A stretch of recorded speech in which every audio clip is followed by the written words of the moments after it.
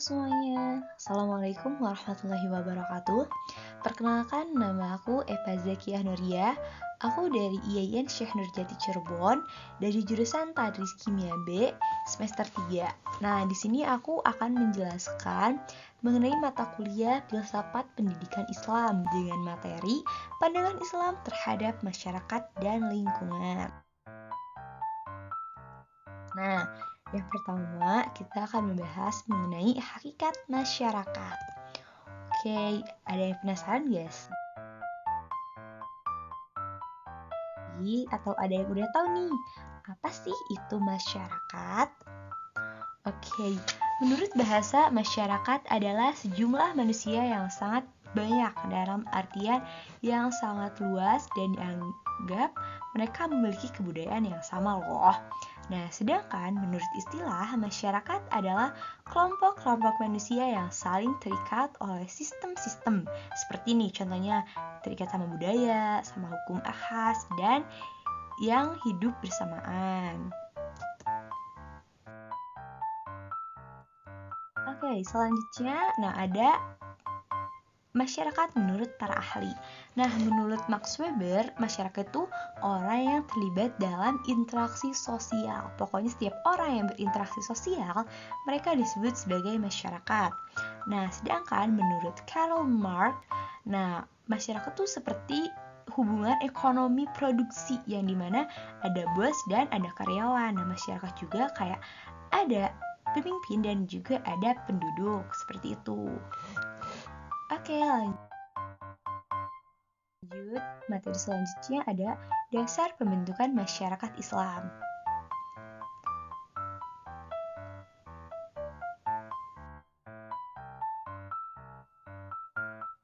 Nah, pembentukan masyarakat Islam tuh tidak luput loh dari beberapa faktor.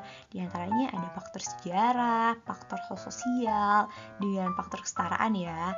Ada juga faktor budaya yang sama dan agama mereka yang sama. Kayak contohnya nih, sama kayak kita kan agama Islam, yang mana Islam tuh dijadikan sebagai acuan sumber dan kebenaran berasal dari Allah Subhanahu wa taala sebagai pandangan hidup umat Islam.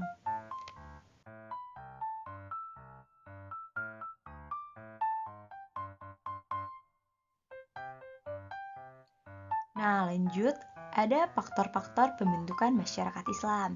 Nah, yang pertama tuh ada ajaran Islam. Nah, ajaran Islam tuh dijadikan sebagai landasan terbentuknya masyarakat Islam loh.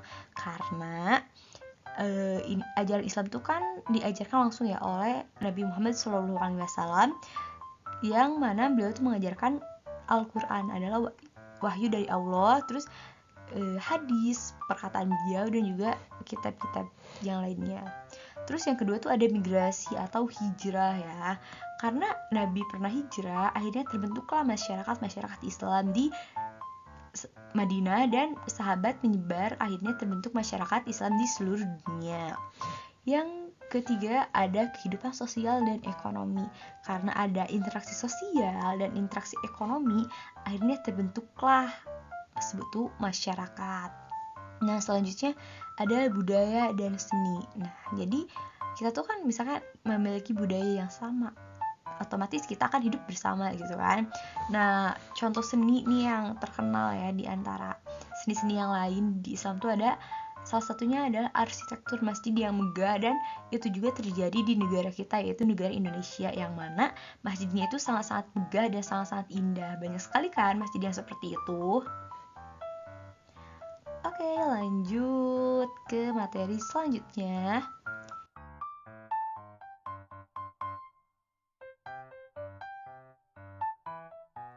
Yaitu ada karakteristik masyarakat Islam. Nah, ada yang tahu gak sih apa aja karakteristik masyarakat Islam itu?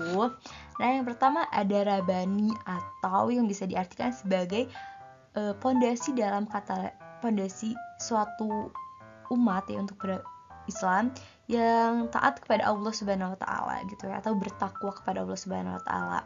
Nah, yang kedua tuh ada berperadaban. Tentu sebagai umat Islam, masyarakat tuh harus beradab ya, yang memandang ilmu pengetahuan itu sangat penting dan sebagai jalan menuju kemajuan. Dan yang terakhir ada mutawazin atau keseimbangan, yaitu masyarakat yang tidak mengenal berlebihan dalam hal apapun. Oke.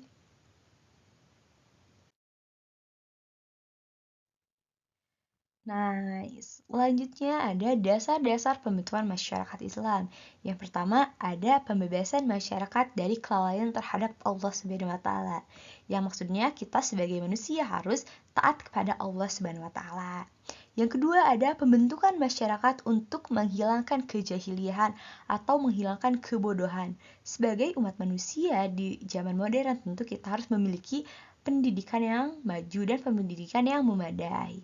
Oke, yang terakhir, menjadikan Islam sebagai landasan perilaku manusia dalam menjalin hubungan dalam masyarakat. Jadi, kita tuh harus menjadikan semua ajaran Islam sebagai landasan dalam kehidupan kita, terutama dalam berinteraksi.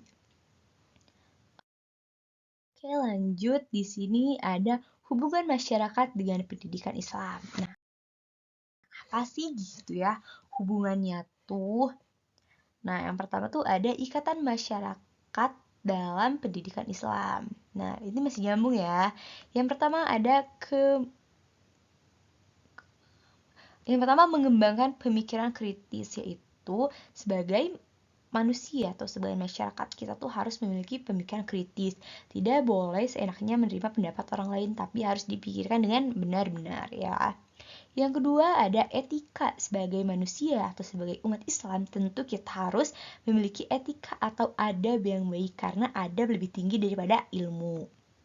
Selanjutnya ada survei agama dan kepercayaan atau mendalami agama kita sendiri, yaitu agama Islam, agar terhindar dari yang namanya murtad atau keluar dari agama kita sendiri.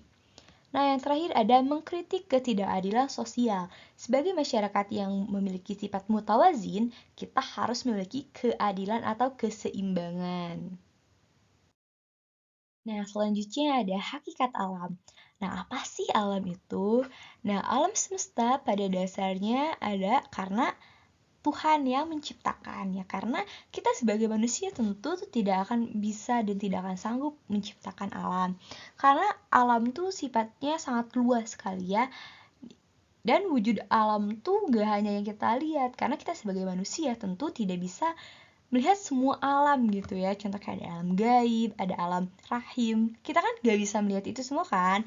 Nah, oleh karena itu kemampuan manusia untuk melihat alam sangatlah terbatas. Nah, sebagai makhluk Tuhan Allah, kita harus patut bersyukur ya, karena Allah sudah menciptakan alam semesta yang sangat indah ini, seperti adanya langit, adanya bumi, tempat kita tinggal, adanya gunung, adanya lautan, dan masih banyak lagi ciptaan-ciptaan Allah yang sangat luar biasa, Masya Allah sekali ya. Jadi kita sebagai manusia harus bersyukur karena Allah sangat baik menciptakan tempat tinggal untuk kita yang sangat nyaman, senyaman ini. Jadi jagalah tempat kita tinggal agar kita bisa tetap tinggal. Oke teman-teman, ini materi kita terakhir ya, yaitu tentang memanfaatkan dan menjaga lingkungan.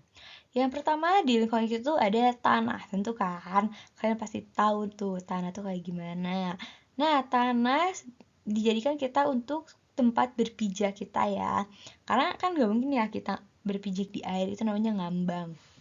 Oke, tanah itu sangat penting banget ya untuk kita hidup. Jadi kita tuh sebagai manusia, sebagai masyarakat harus bisa menjaga tanah ya, agar tanah itu tidak tercemar. Jadi biar si tanahnya tuh bisa kita tanami dengan tanaman-tanaman yang bisa kita makan. Nah, yang kedua ada air. Air itu merupakan kebutuhan pokok ya untuk kita hidup ya. Karena tanpa air kita tidak bisa hidup gitu ya.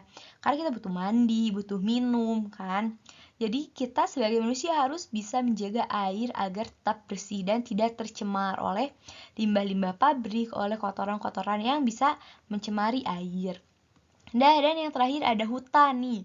Sebagai manusia tentu kita harus sangat menjaga ya hutan, karena hutan itu sangat penting gitu ya bagi kita agar bisa terlindung dari banjir dan longsor, serta di hutan tuh menyimpan banyak persediaan air ya di tanaman itu. Jadi kita harus menjaga hutan, bukan membakarnya. Oke, siap? Nah, kata-kata dari aku nih, biarkan alam hidup jika kamu ingin tetap hidup, oke? Nah, mungkin ini aja yang dapat aku sampaikan. Mohon maaf bila banyak kekurangan ya teman-teman. Akhirul kalam, assalamualaikum warahmatullahi wabarakatuh. Dadah.